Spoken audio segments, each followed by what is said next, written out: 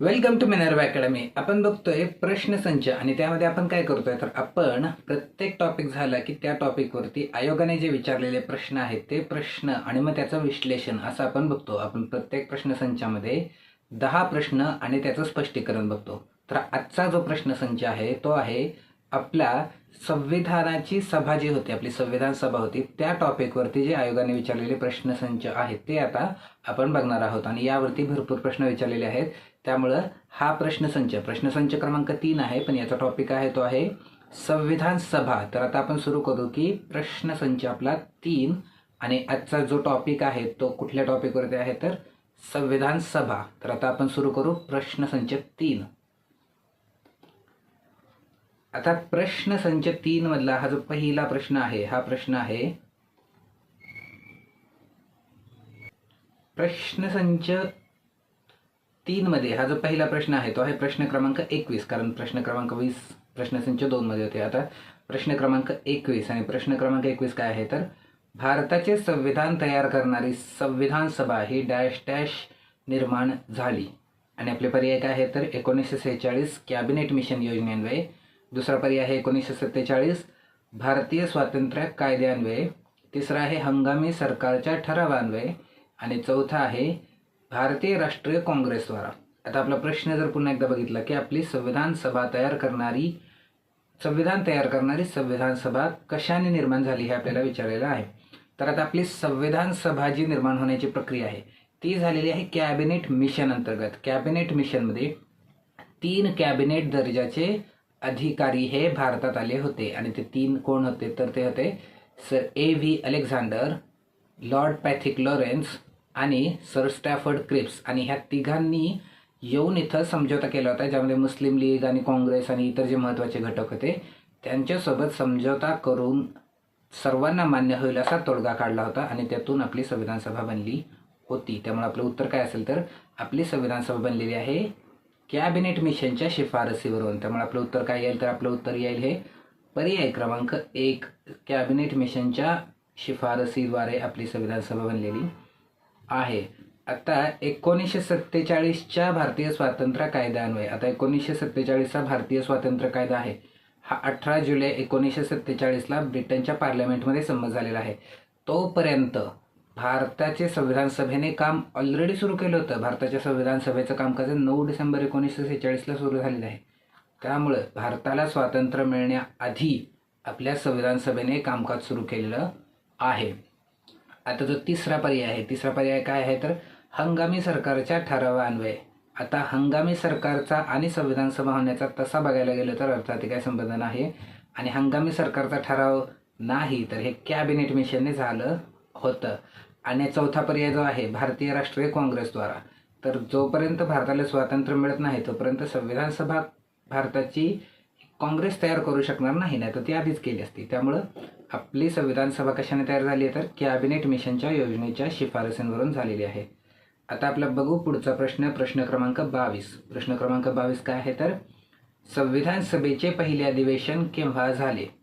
आणि आपले पर्याय काय आहे तर 8 डिसेंबर 1946, दुसरा आहे 9 डिसेंबर 1946, तिसरा आहे 15 डिसेंबर 1946 आणि चौथा आहे 15 ऑगस्ट 1947.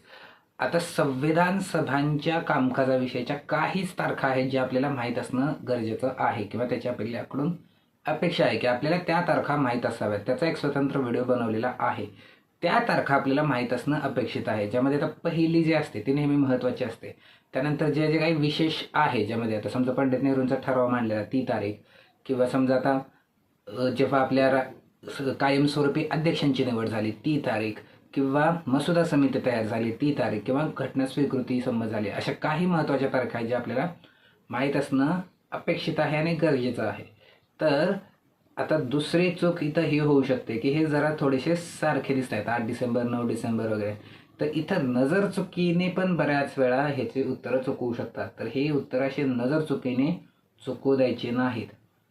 जे उत्तरं माहीत आहेत तिथं पॅनिक होऊन किंवा नजर चुकीने किंवा घाईत वाचल्यामुळं उत्तरं चुकवायची नाहीत. तर संविधान सभेचं पहिलं अधिवेशन कधी झालेलं आहे तर ते झालेलं आहे 9 डिसेंबर 1946 रोजी संविधान सभेचं पहिलं अधिवेशन झालेलं आहे. ते कुठं झालं होतं तर संविधान हॉल नवी दिल्लीला. तर हे 9 डिसेंबर 1946ला पहिलं अधिवेशन झालं होतं. आता त्यानंतर पुढचा प्रश्न काय आहे तर प्रश्न क्रमांक 23 काय आहे? 9 डिसेंबर 1946 रोजी दिल्ली येथे घटना समितीची पहिली बैठक घेण्यात आली. या समितीचे तात्पुरते अध्यक्ष म्हणून पुढीलपैकी कोणत्या व्यक्तीने कामकाज पाहिले? आता आपल्याला प्रश्न काय आहे तर पहिली बैठक कधी घेतली आहे? 9 डिसेंबर 1946ला. आपल्याला प्रश्न आहे की तात्पुरते अध्यक्ष म्हणून कोणी काम केलेलं आहे?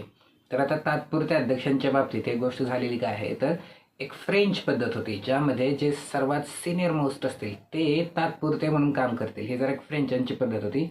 तीच पद्धत आपण फॉलो केलेली आहे आणि त्यामुळं तेव्हा जे सर्वात वयोवृद्ध होते त्यांनी आपल्या संविधान सभेचं तात्पुरतं अध्यक्षपद भूषवलेलं आहे. आणि ते कोण होते तर ते होते सच्चिदानंद सिन्हा. सच्चिदानंद सिन्हा यांना अध्यक्ष करावं म्हणून प्रस्ताव कोणी मांडला होता तर आचार्य कृपलानी. आचार्य कृपलानी हेच पहिले व्यक्ती होते. संविधान सभेतलं जे पहिलं भाषण किंवा संविधान सभेमध्ये पहिलं जे भाषणच केलेलं आहे ते कोणी केलेलं आहे? आचार्य कृपलानींनी. आणि त्यांनीच ठराव मांडला होता की सच्चिदानंद सिन्हा यांना तात्पुरते अध्यक्ष करावं. त्यानुसार 9 डिसेंबरला पहिल्या दिवशी सच्चिदानंद सिन्हा हे तात्पुरते अध्यक्ष झालेले आहेत. आणि त्यानंतर पुढील कायमस्वरूपी अध्यक्ष म्हणून राजेंद्र प्रसाद निवडून आले. ते कधी निवडून आले तर 11 तारखेला.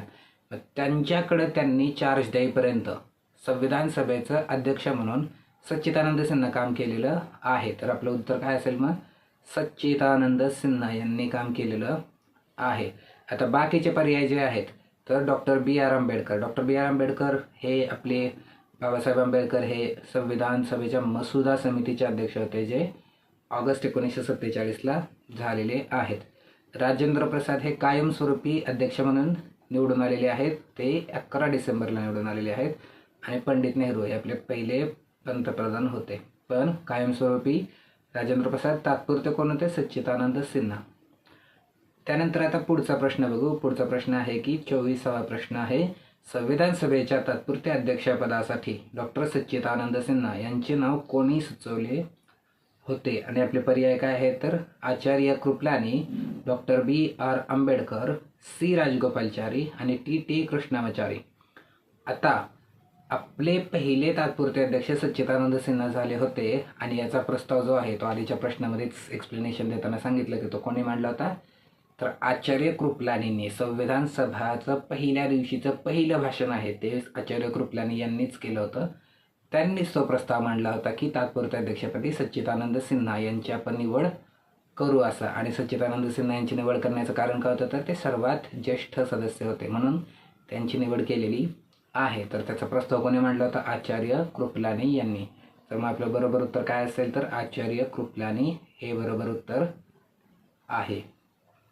आता आपण बघू पुढचा प्रश्न. प्रश्न क्रमांक 25.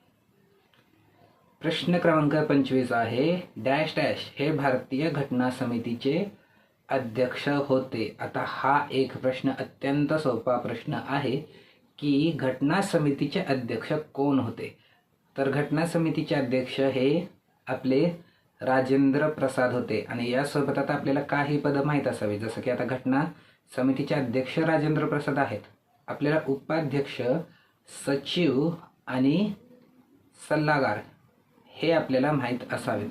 तर आता घटना समितीचे अध्यक्ष राजेंद्र प्रसाद होते. घटना समितीचे उपाध्यक्ष हे HC मुखर्जी होते. घटना समितीचे सचिव हे HVR अय्यंगार होते. आणि घटना समितीचे सल्लागार हे सर BN राव हे होते. तर आपल्याला अध्यक्ष विचारले, सोपा प्रश्न होता. अध्यक्ष कोण होते तर राजेंद्र प्रसाद होते. त्यानंतर आता पुढचा प्रश्न, प्रश्न क्रमांक 26.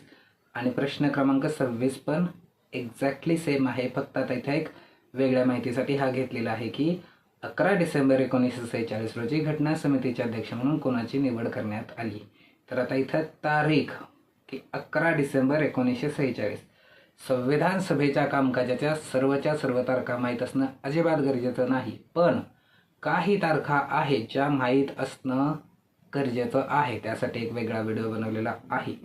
तर त्या तारखा मात्र आपल्याला माहीत असाव्यात. त्यामध्ये ही तारीख आहे की घटना समितीचे कायमस्वरूपी अध्यक्ष म्हणून राजेंद्र प्रसाद यांची जी निवड आहे ती आपण 11 डिसेंबर 1946ला झालेली आहे. तर कोणाची निवड झालेली आहे कायमस्वरूपी अध्यक्ष म्हणून, तर राजेंद्र प्रसाद यांची झालेली आहे. आणि ती कधी झालेली आहे तर 11 डिसेंबर 1946ला झालेली आहे.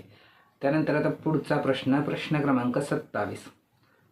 प्रश्न क्रमांक 27 काय आहे तर पहिल्या बैठकीच्या वेळी घटना समितीचे उपाध्यक्ष म्हणून कोणाला मनोनीत करण्यात आले? आणि याचे पर्याय काय आहेत तर के संथानम, अबुल कलाम आझाद, जॉन मथाई आणि फ्रँक अँथोनी.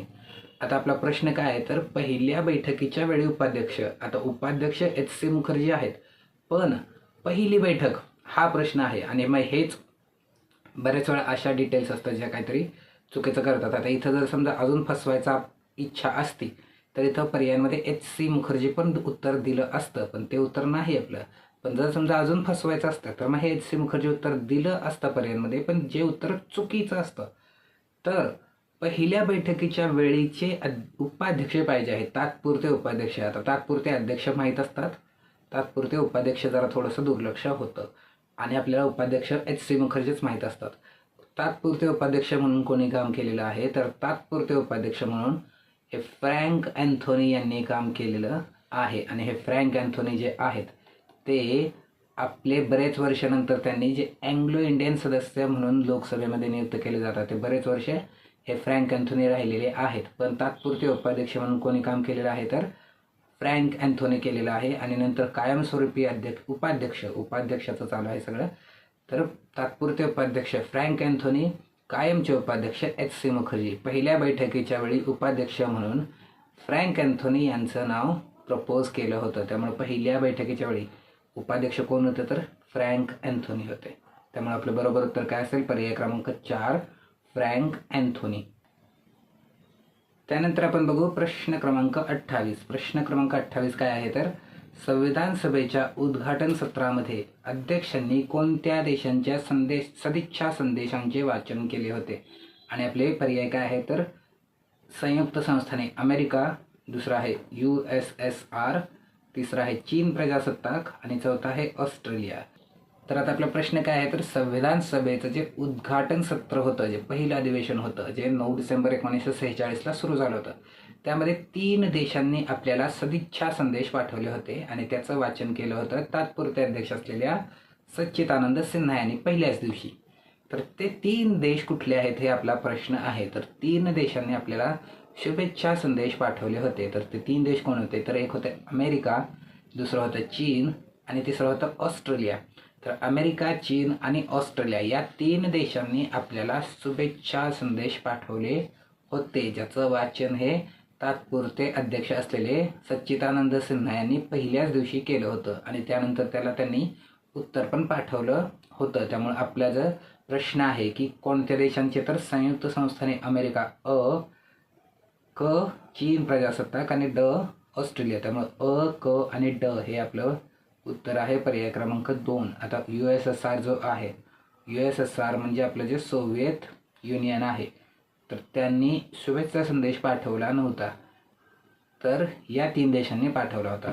आणि आता अजून एक गोष्ट ही आहे की जो बर्मा जो देश आहे म्यानमार, तर म्यानमारला पण आपलं जेव्हा संविधान सभेचं कामकाज चालू होतं तेव्हा स्वातंत्र्य मिळालं होतं आणि त्यांनी त्यांचं संविधान बनवायला घेतलं होतं. तर तेव्हा आपल्या संविधान सभेने त्यांना शुभेच्छा संदेश पाठवलेला आहे. भारताच्या संविधान सभेने बर्माच्या संविधान सभेला शुभेच्छा संदेश पाठवलेला आहे. त्याला उत्तर पण त्यांनी दिलेलं आहे. तर आपण पण एका देशाला पाठवला होता आणि तो देश होता बर्मा. तर आता प्रश्न काय होता तर कोणत्या 3 देशांचं, तर हे 3 देश आहेत अमेरिका, चीन आणि ऑस्ट्रेलिया. आता त्यानंतर आपण बघू पुढचा प्रश्न क्रमांक 29. संविधान सभेचे कायदेविषयक सल्लागार कोण होते हा आपला प्रश्न आहे. आणि आपली उत्तरं काय आहेत तर doctor Ambedkar, doctor Rajendra Prasad, Jawaharlal Nehru, B.N. राव. आता आपल्या संविधान सभेचे जे सल्लागार होते ते होते सर B.N. राव. जे आपली महत्त्वाची पदं आहेत त्यामध्ये हे एक महत्त्वाचं पद आहे. अध्यक्ष, उपाध्यक्ष, सचिव आणि सल्लागार हे 4 पदं महत्त्वाची आहेत. आता त्यामध्ये तात्पुरते अध्यक्ष, कायमस्वरूपी अध्यक्ष, तात्पुरते उपाध्यक्ष, कायमस्वरूपी उपाध्यक्ष, त्यानंतर सचिव आणि सल्लागार. तर सल्लागार होते सर B.N. राव. हे पण खूप महत्त्वाचे होते आणि बाबासाहेबांचं जे प्रसिद्ध भाषण आहे त्यामध्ये B.N. राव यांचं त्यांनी विशेष कौतुक आणि आभार प्रकट केलेलं आहे. ते पण एक महत्त्वाचे सदस्य होते आणि त्यांनी आंतरराष्ट्रीय पातळीवरती पण कायदेविषयी काम केलेलं आहे. इंटरनॅशनल कोर्टमध्ये पण त्यांनी काम केलेलं आहे. तर ते एक महत्त्वाचे सदस्य होते आपले सर B.N. राव. तर ते आपल्या संविधान सभेचे सल्लागार होते. तर आपले सल्लागार कोण आहे? B.N. राव आपलं उत्तर आहे. आणि आता या प्रश्नसंचातला शेवटचा प्रश्न क्रमांक 30. प्रश्न क्रमांक 30 काय आहे? तर भारतीय राज्यघटनेच्या निर्मिती दरम्यान संविधान सल्लागार म्हणून कोणाची नियुक्ती केली गेली होती? आता हे दोन प्रश्न जरा एकमेकांसारखेच आहेत आणि हा प्रश्न रिपीट झालेला आहे. मग त्यामुळे हा पुन्हा घेतलेला आहे की जर समजा प्रश्न आता एक्झॅक्टली रिपीट होतात, असं बऱ्याच वेळा झालेलं पण आहे, पण काही वेळा मग रिपीट होतात तर थोडंसं त्यांची शब्दांची रचना चेंज होते. पण आपण ते बघितले पाहिजेत कारण रिपीट होऊ शकतात, म्हणजे ते प्रश्न महत्त्वाचे आहेत. तर भारतीय राज्यघटनेच्या निर्मिती दरम्यान संविधान सल्लागार म्हणून सर B.N. राव यांची निवड झाली होती. तर हे आपलं पर्याय क्रमांक 1 उत्तर आहे. आणि हा प्रश्नसंच इथं संपला. आपण एकूण 30 प्रश्न बघितले ज्यामध्ये आपण संविधान सभेशी संबंधित हा प्रश्नसंच पाहिला.